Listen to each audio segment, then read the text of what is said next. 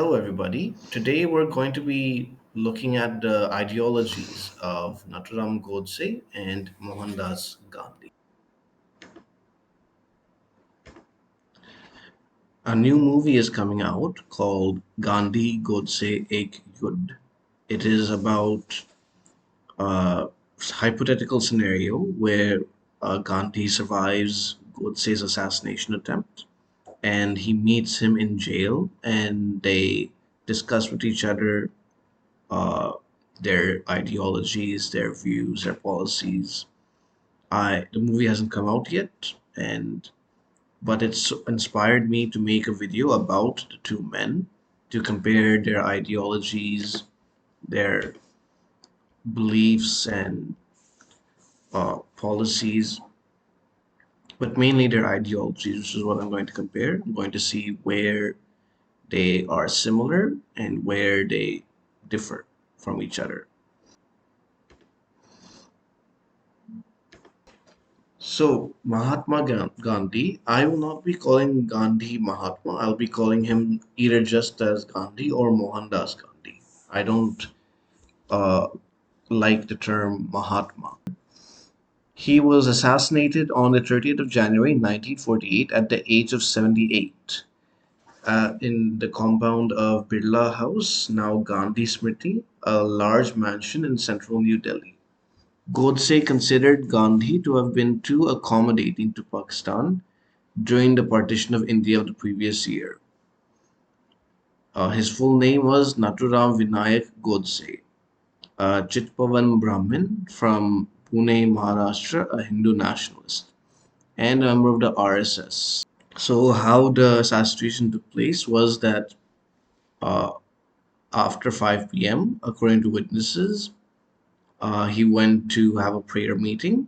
As Gandhi began to walk towards the dais, Godse stepped out from the crowd flanking Gandhi's path and fired three bullets into Gandhi's chest and abdomen at point blank range. And so he died almost immediately. The Gandhi murder trial opened in May 1948 in Delhi's historic Red Fort, with Godse the main defendant and his collaborator Narayan Apte and six more deemed co-defendants. Godse and Apte were sentenced to death on 8 November 1949 and they were hanged in the Ambala jail on 15th November 1949. So that's a short summary of the assassination. I just want to hereby begin this topic by saying that I disapprove of violence and completely condemn it. I uh, so please, no matter what I say, don't think that I am promoting political violence or any violence at all. I am simply going to try to understand Godse's ideology. Let me first start off with talking about Gandhi's ideology. His ideology is ahimsa. It means non-violence. It is, according to Gandhi, an active force of the highest order. It is soul force or the power of Godhead within us. Imperfect man cannot grasp the whole of that essence. He would not be able to bear its full blaze, but even an infinitesimal fraction of it, when it becomes active within us, can work wonders.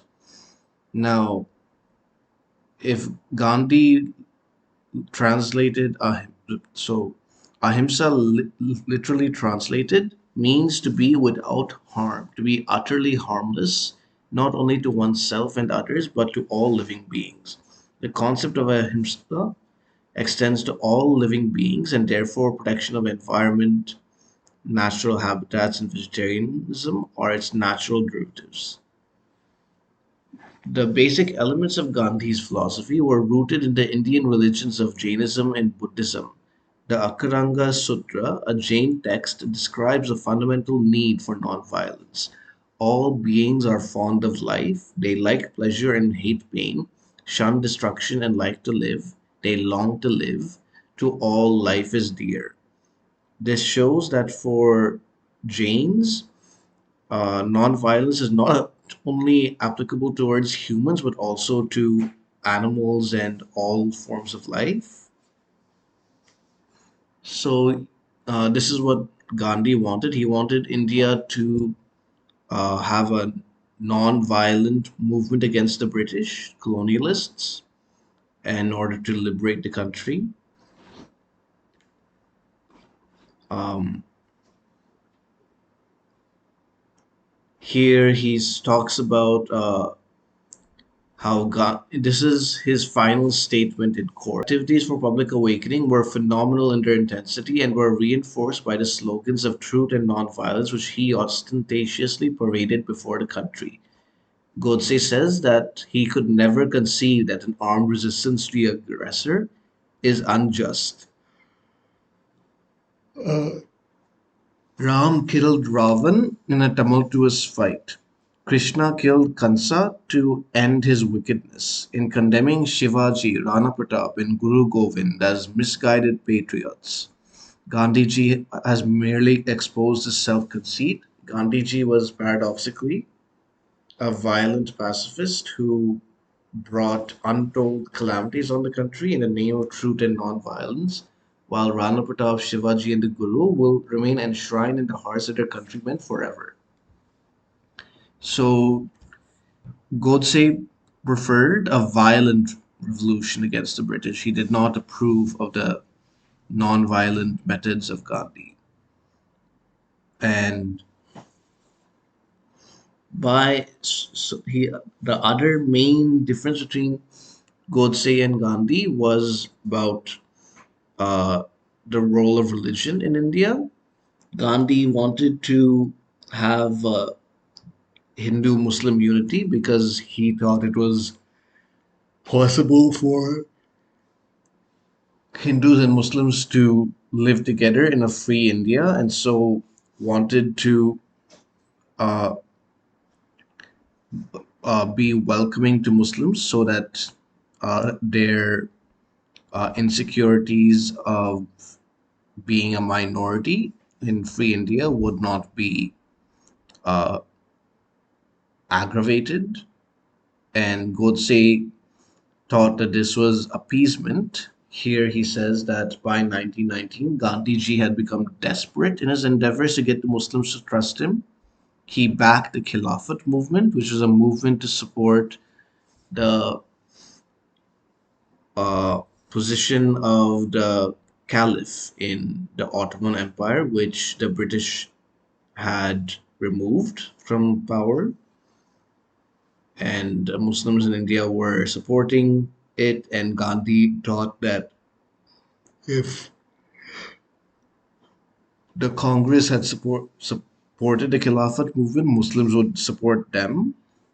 He backed the Khilafat movement in this country and was able to enlist the full support of National Congress in that policy. And Godse says that very soon the Mopla rebellion showed that the Muslims had not the slightest idea of national unity. There followed a huge slaughter of Hindus. So yeah, here we see that he doesn't believe that Muslims ever intended to live and coexist with Hindus. He didn't think it was possible. And he says that there were such provocations for 32 years, culminating in his last pro Muslim fast, at which at last goaded me to the conclusion that the existence of Gandhiji should be brought to an end immediately. And he says that Gandhiji believed that either Congress had to surrender its will to him or it had to carry on without him. Their differences. Godse supported a Hindu nation. He wanted independent India to be a Hindu Rashtra. He supported Hindutva. He was part of the RSS and the Hindu Mahasabha. But I don't know about him in particular, but I know that the RSS did not want Muslims or Christians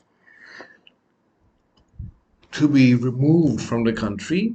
They wanted them to live alongside Hindus, Sikhs, Buddhists. all those only where their critics accuse them of wanting non-dharmic religious people to become second-class citizens. I have read and heard arguments in favor of and against that criticism, and I don't really know which side is true, so I can't talk about that. And he also wanted a violent revolution. He believed that violence for a just cause was appropriate and moral.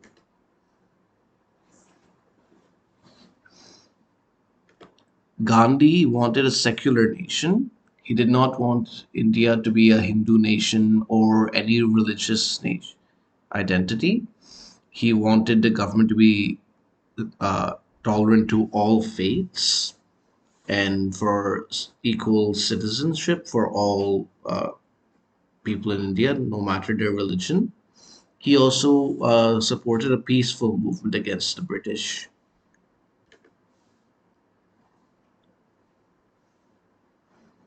There were also some similarities. They were both supporting anti colonialism and anti caste discrimination. Both wanted independence for India, and they were harsh critics of the British Empire. They also were against caste discrimination. They said that the caste discrimination that was occurring in Hindu society at that time was not supported by the Hindu religious texts, and that caste is not determined by birth but by word, and they wanted to reform and change that. So, this is how both of them agreed. This shows that they were not always at loggerheads with each other.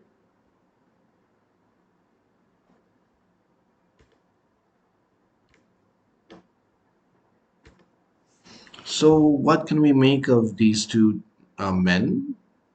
We can come to the conclusion that they were patriots. Both of them loved their country. And I know Sadhvi Pragya during the 2019 election got into big trouble by saying that Nathuram Godse is a patriot, but she was correct. That doesn't justify his crime of murdering Gandhi.